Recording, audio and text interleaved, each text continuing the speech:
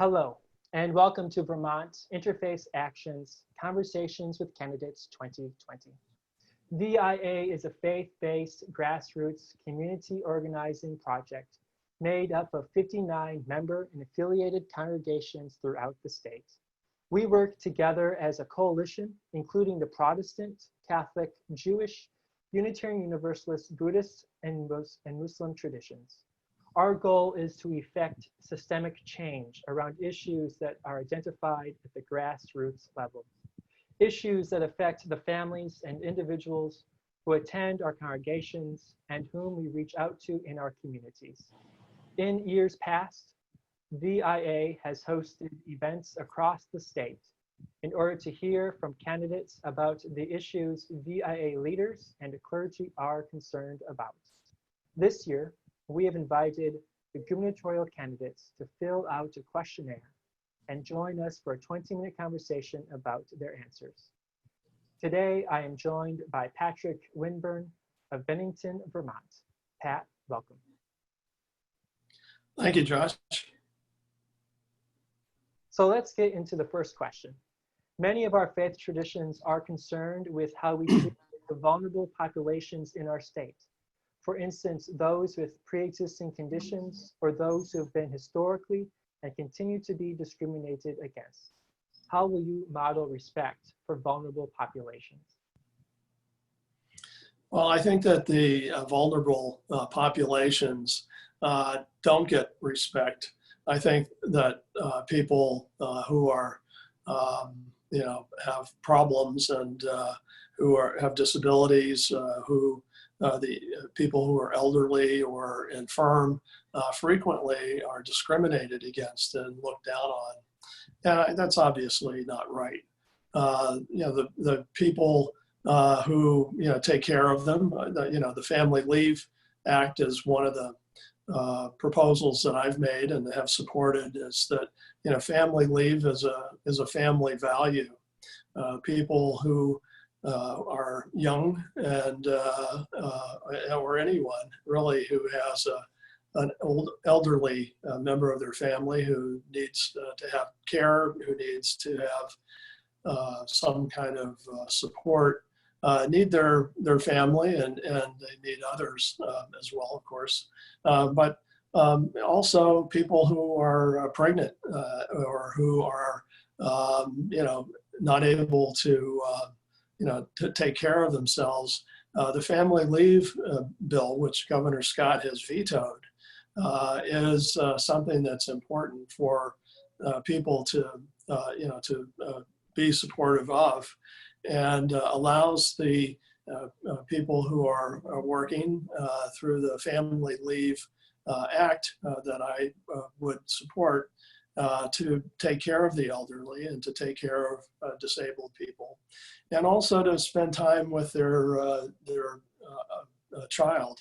When the child is born, the mother should be with the baby for as long as the mother feels that she wants to be there on a moment by moment and day by day basis. But also the father has important responsibilities, and the father should have the time to basically bond with the baby, and so that the baby starts off with a good start.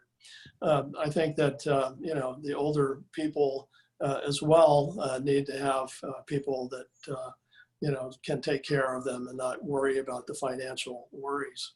But the way this would work is that it's sort of like unemployment insurance. Everyone will pay into the insurance type of program, sort of like unemployment insurance, and then the risk and the problems are the expense is spread out throughout the state for all the people that are employed and that are working. But it would apply to everyone, whether they're working or not. And I think it's a good program, and certainly one that should be supported by all candidates, and one that I support and would put into as well as a priority for me in my first term as governor of the state of Vermont. Excuse me. Thank you for that response. Another big concern during this time is the economy. Given the current uncertainties of when and if Vermonters who have lost their jobs will gain them back, what creative and innovative ideas do you have to help with job creation that does not further the income inequality gap? Well, I think that the economy is a problem, especially during the COVID crisis. And we need more young people to move into the state of Vermont. Vermont has an aging population, and when the coronavirus is over, there are going to be a lot of jobs. And one of the things that is lacking in Vermont, according to employers, is qualified workers, people that are are there to take the jobs. And I'm talking about good jobs. I've proposed a $15 an hour minimum wage, and I would expect that when I'm governor, that I would only accept $15 an hour as my public salary for the time that I serve as the governor of the state of Vermont. And I've made that challenge to Governor Scott, that when if he's reelected, which I don't think he will be, but if he was reelected, he should accept $15 an hour as his salary, public salary, for the time that he would serve as governor. But I also think that the people that have and need assistance, they need to be assisted by attracting good jobs into Vermont. The livable wage is not $15 an hour for a family of three. I believe that the minimum or the livable wage is about $23 an hour. So we need to avoid having low-paying jobs, but jobs are good jobs are good jobs. But I think that we need to attract more technical kinds of employers into the state of Vermont that not only pay at least a livable wage, but they also pay the fringe benefits for pension plans and health insurance, as long as health insurance is needed. But I believe that we need to have a longer term look as far as employers. We also need to, I believe, help with our brand in Vermont. People outside of Vermont see Vermont as a special place, as they should, and they want to see that something's made in Vermont. And we need to protect our brand of made in Vermont and make sure that the artisans and the craftsmen and the people who create things and who are very artistic and make their own cheese and milk and other kinds of products, maple sugar products, as well as our small farmers, that we need to make sure that their brand is protected. And I think that we would do that. We will do that as when I'm governor. Another thing that we need to do is to revive the film industry. We've had a film industry that in the past has been supported by the government of Vermont. And we've had a number of movies that have been filmed here in Vermont, and also television shows, commercials, and so forth. I think we need to promote that as well as all the other kinds of enterprises that we have in Vermont. They'll pay taxes, but they'll also contribute to the overall quality of life that we have here in Vermont. And I think that those are some of the examples of things that we can do. Yes, and transportation can be an influencing factor in someone's job prospects and has an impact on the environment. What are your top 2 transportation priorities? Well, I would say that my top 2 transportation priorities, one is the commuter rail service. The commuter rail service in Vermont between Barre and Montpelier would be a huge help for people because we don't really have any commuter service now. We have buses and we have individual cars that people drive or they can carpool. But that's I think that that's something that would be really helpful. And the other one is an enhanced carpooling for people in Vermont, not just in Barre or Chittenden County, but throughout the state. We ought to be able to support carpooling as a program to be able to enhance that. We could have sort of Uber type of car services that would be subsidized by the government. And it would enable people from throughout Vermont to be able to go to work and to commute. But it's not one of the top two under transportation, but broadband in Vermont is a real problem. And I think that broadband, if people like their broadband, provider, they ought to be able to keep their provider. But in many parts of the state, people just can't get broadband. And if you can't get broadband, you can't compete in the marketplace, and our students can't learn because they can't get onto the computer, get on the internet. And I think that the broadband has to be a top priority for the next governor of the state of Vermont. And our final question for you is around education. What would be your top 2 priorities in making education more inclusive and accessible for our students? You partially answered this earlier, but how do we ensure educational equity when some students have access to high-speed internet and other students do not? Well, I think that the enhanced broadband is very important, and we can't have some students, we have in essence 2 Vermonts. We have one Vermont that has access to broadband and has access to all the things that the internet can provide.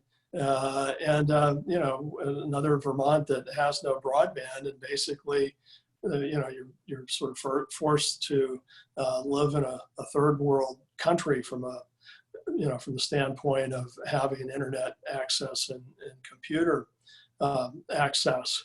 But we also need to have more training in Vermont from a diverse, to be more diverse. We need sensitivity training, and we need to teach our students to appreciate the fact that, that people of color are being discriminated against in Vermont and have been discriminated against.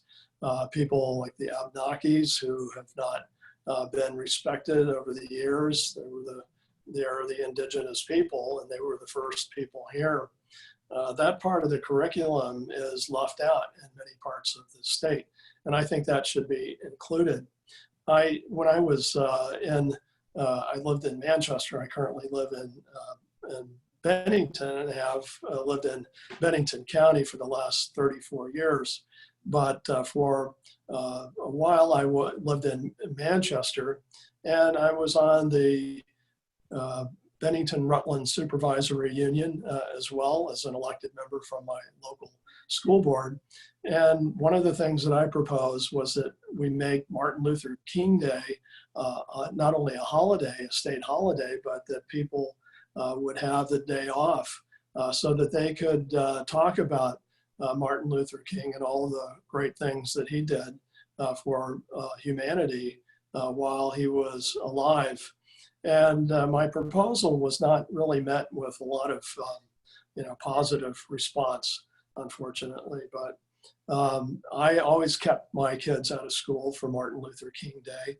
I think it's a state holiday, and it should be a state holiday that is respected, and one that people do take time to reflect on the importance of diversity and racial justice and people of color and what their contributions have been throughout our history in Vermont. And those are issues that I believe strongly, and I think that those kinds of changes would be a great thing for Vermont. We now have several minutes, probably 6 or 7 minutes. If there's anything that you'd like to say as well, anything, any other thoughts or ideas about your campaign that you'd like to tell the folks? Yeah, I'm sorry, the internet cut out, but I'll just give you a brief. A lot of the people who are watching this recording are probably not familiar with me. I'm from Bennington. I've lived in Bennington, where I live with my wife Kim and my 2 dogs. I'm a father of 2 and a grandfather of 1, and I lived in Manchester, where I was on the school board. I've been the past president of the Bennington County Humane Society, past president of the United Way. I was one of the people who ran the fund drive in 1992 for United Way, which helps the needy in our community. Been the past board member on the Bennington Museum, and I'm also a past trustee of the Village of Old Bennington, and I'm currently the moderator of the Village of Old Bennington, and I'm also a past president of the Vermont Trial Lawyers Association. But all of those sort of civic, and they're all volunteer kinds of things, all of those sorts of activities have given me a different perspective, I think, than some of the other candidates, because I have always represented the powerless against the powerful, and I've always had the interests of the little guy in mind. And I know what they've gone through and what they're going through, and it's been my job to help them and to help them have better lives. And that's one of the reasons that I'm running for governor, is I want to see people in Vermont have better lives. I want to help them, and I think that all of that would make for a bright future, and that's what I'm going to do when I'm elected as governor of the state of Vermont. Thank you so much for sharing with us today. All the best in your campaign efforts. And to our folks listening, primary voting is on Tuesday, August 11th. You can request your mail-in ballot today, if you haven't already, from the Secretary of State's website, or by calling your local town clerk's office. Thank you for watching. Thank you. You're welcome. Thank you.